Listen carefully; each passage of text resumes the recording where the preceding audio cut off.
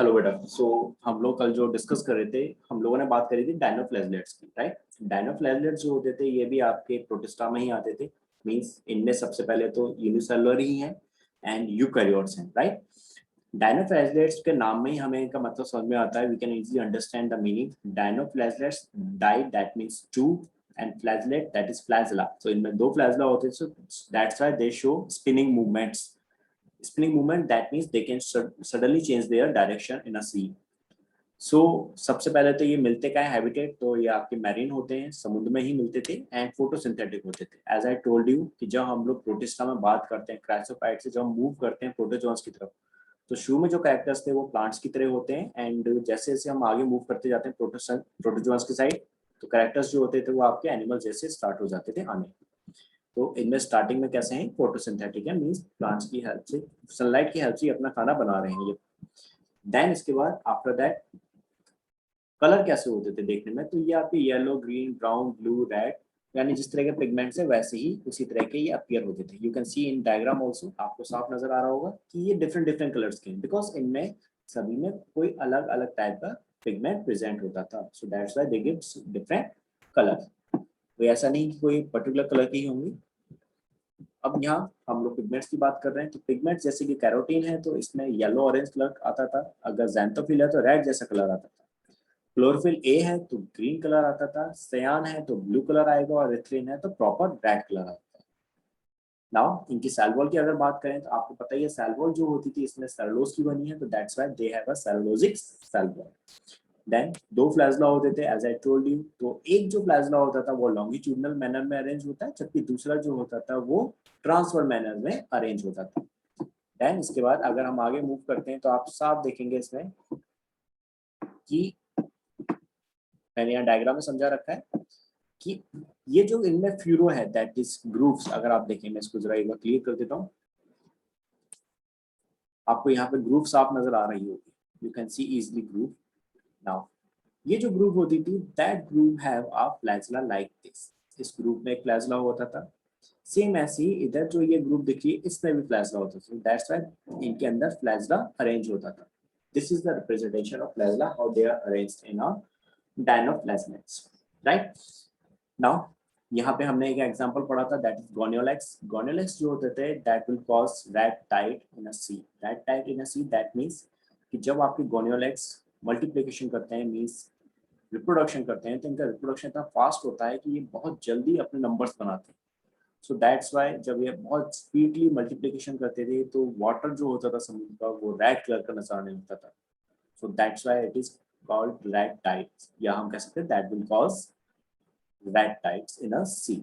इसके अलावा आपकी गोनियोलेक्स जब मल्टीप्लिकेशन करते हैं तो साथ में एक टॉक्सिन भी रिलीज करते थे जो काफी एनिमल्स को किल कर सकता था। वो आपके जो मरीन एनिमल्स होते हैं लाइक फिशेस, उनको किल करने के काम आ जाता था, उनको मार देता था। तो टॉक्सिन का नाम जो होता था दैट इज हिप्नोटॉक्सिन, या नर्वस सिस्टम पे इफेक्ट करता था, हिप्नोटाइज कर सकता था।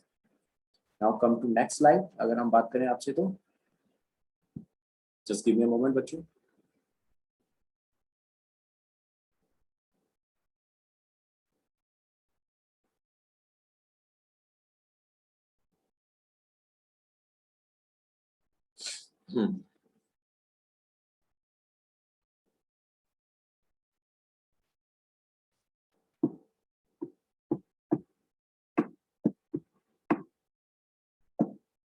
अब आते हैं बेटा आपके डायनोफ्लैजलेट से नाउ यूग्लेनॉइड्स में। यूग्लेनॉइड्स के बारे में आपने पहले भी सुना होगा कि दैट यूग्लेनॉइड जो होते थे that is a connecting link between plants and animals.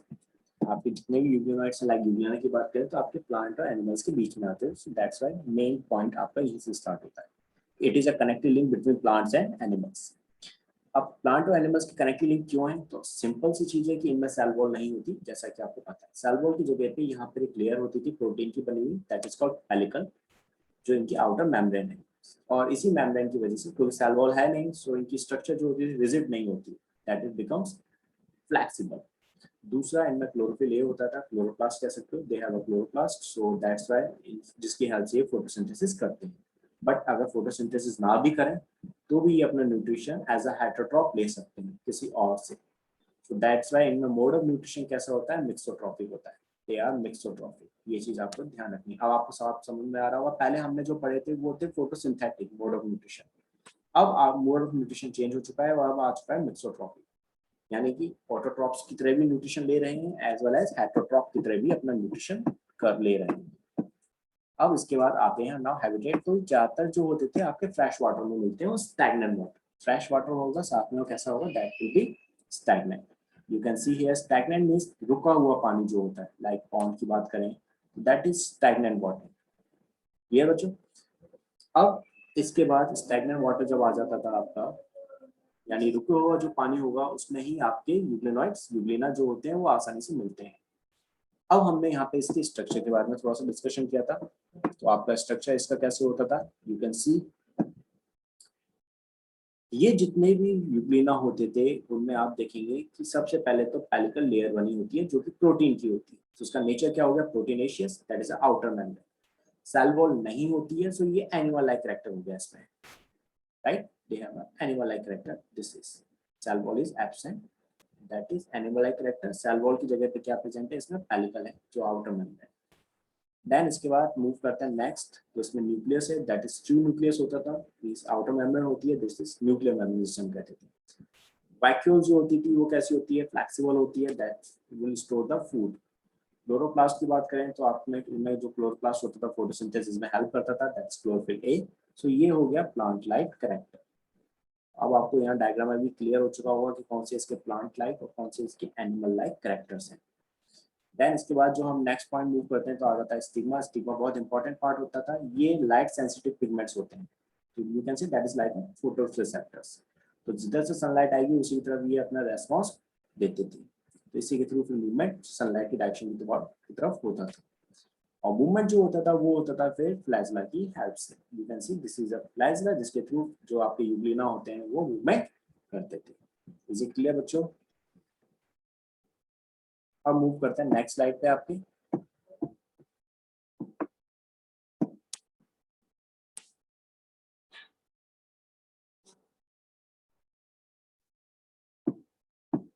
Euglenoids के बाद बेटा आप लोगों के आते हैं, जो नेक्स्ट टॉपिक आता है वो है आपका दैट इज स्लाइम मोड्स।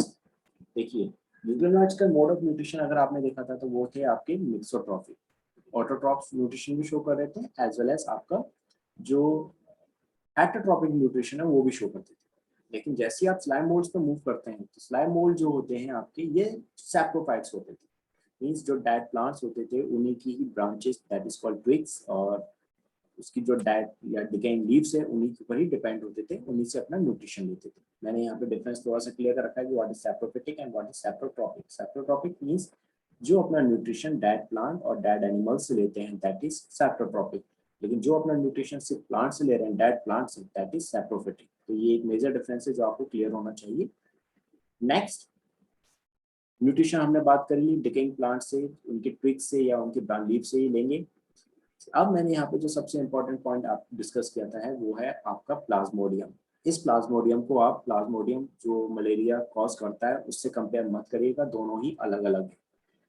ये प्लाज्मोडियम जो होता था स्लाइम मोड्स बनाते हैं कब, जब फेवरेबल कंडीशंस होती थी। तो फेवरेबल कंडीशंस में आपके स्लाइम मोड्स आपस में एक दूसरे के पास आ जाते हैं, इकट्ठे हो जाते हैं, एग्रीगेशन करते थे and that form a structure, this is called Plasmodium. ये प्लाज्मोडियम फर्दर ग्रो करता था। लेकिन जैसे ही अनफेवरेबल टाइम आता है तो ड्यूरिंग अनफेवरेबल टाइम आपका ये प्लाज्मोडियम डिफरेंशिएट हो जाता था और ये बनाता है फ्रूटिंग बॉडीज। इन फ्रूटिंग बॉडीज में यू कैन सी हियर ये आपका प्लाज्मोडियम था, ये डिफरेंशिएट हो गया, इसमें आती है फ्रूटिंग बॉडीज। और ये जो फ्रूटिंग बॉडीज हैं इसमें क्या है, इसकी टिप्स पे प्रेजेंट है ये sports, these are the sports जो इसकी टिप्स पे प्रेजेंट होते थे। अब जैसे ही फेवरेबल टाइम आएगा ये स्पोर्ट्स क्या करते थे, एयर के थ्रू डिस्पर्स हो जाते थे, एयर के थ्रू फैल जाते थे एंड देन नए स्लाइम मोल्ड्स की फॉर्मेशन करते थे। सो दिस इज आपका स्लाइम मोल्ड हो गया जिसमें आपको प्लाज्मोडियम इंपॉर्टेंट चीज याद रखनी थी। अब इसके बाद हम लोग बात करते हैं नाउ नेक्स्ट टॉपिक आपका दैट इज प्रोटोजोअन्स।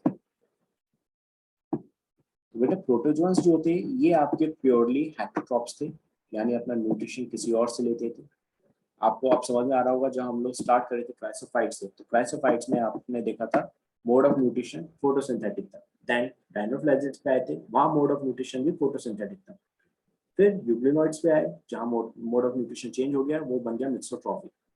फिर स्लाइम मोड्स पे आए जहाँ मोड ऑफ न्यूट्रिशन हो गया सैप्रोफाइट। एंड नाउ लास्ट आपके जब प्रोटोजोन्स पे आए तो यहाँ हो गए ये हेटेरोट्रॉप्स, जो अपना न्यूट्रिशन दूसरों से ले रहे थे, मेजरली प्रेडेटर्स या पैरासाइट्स होते हैं। प्रोटोजोन का मतलब ही उनके नाम में छुपा है, हम ये लास्ट क्लास में भी डिस्कस कर चुके थे। प्रोटो दैट मीन्स प्रिमिटिव और जोन दैट मीन्स एनिमल। जहां भी आप जोन वर्ड पढ़ो तो दैट मीन्स समझ लो वो आपका एनिमल से रिलेटेड है। तो ये सबसे प्रिमिटिव एनिमल्स माने जाते हैं। दैट मीन्स माना जाता है कि जो एनिमल्स का डेवलपमेंट हुआ था वो सबसे पहले प्रोटोजोन से ही हुआ था।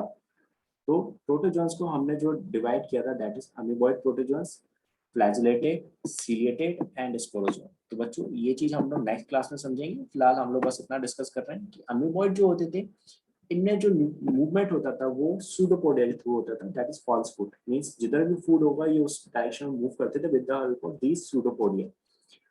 जबकि फ्लैजिलेटेड जो होते थे, जैसे कि आपने यूग्लिना में देखा था, दे have a flagella, so that is flagellated protozoans, right.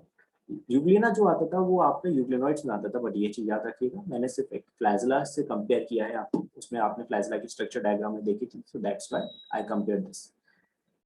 After that ciliated जो होते थे फ्लैजिला से थोड़े छोटे स्ट्रक्चर्स होते थे, लेकिन ये भी मूवमेंट में हेल्प करते हैं। एंड लास्ट स्पोरोजोन, जिनमें की मूवमेंट नहीं होता था। So this is all about today's class. बाकी हम लोग बेटा नेक्स्ट क्लास में